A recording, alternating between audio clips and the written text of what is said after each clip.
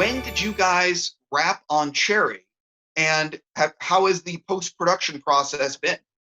So we wrapped at the beginning of February. We're very diligent about getting into the edit room every night after we shoot, while we're shooting. We do that for two reasons. One is we want to process what we've been shooting and make sure that that we like the tone, we like the direction the character is moving in. But also, are we missing any story beats, which is critically important, that before you wrap, you can rewrite or reshoot or, add a day or two at the end to get a few essential pieces that you think are going to help the story. And we certainly did that on Cherry. So we were very advanced in the cut by the time we finished the movie. Then, pre-pandemic, we were able to get a lot of work done in the edit room. And so we were pretty close to locking picture by the time we all had to sequester. And I think, we spent some time with our editor on a secure link. He's at his house with the Avid.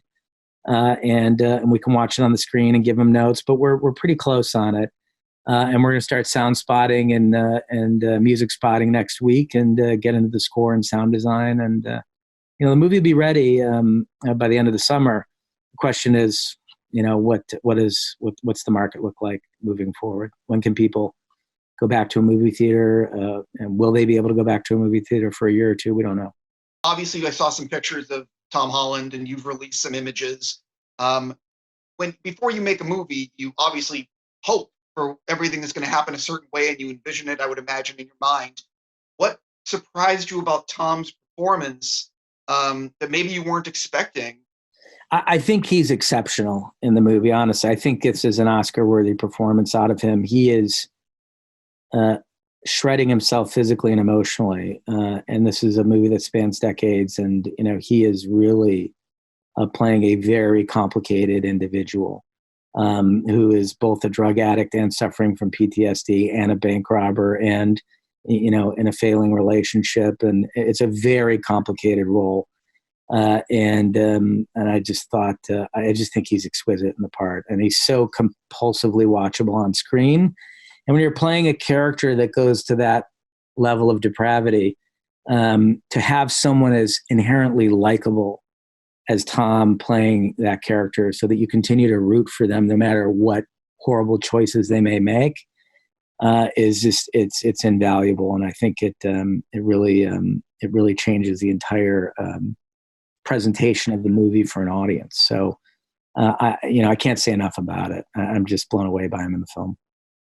You obviously were Cleveland. I'm curious about the film there. What was it really like going back there and making such a personal story? Because I know you and Anthony, very personal story to the two of you. What was it like filming there? It was amazing. I mean, it's the third movie we've done in Cleveland. So we love our hometown. We have emotional connection to a lot of locations in the film. Nico Walker, who wrote the book, grew up in the same area of Cleveland that we grew up in. He was a few years behind us. His life took a completely different turn than our lives took. And, he worked at the same restaurant that I worked at, just years behind me. So it was our childhood unfolding in the movie. And we shot at a lot of locations that held, like I said, real emotional resonance for us. And so rarely do you get to do that with a movie with this kind of story. So it was I think, career defining for us.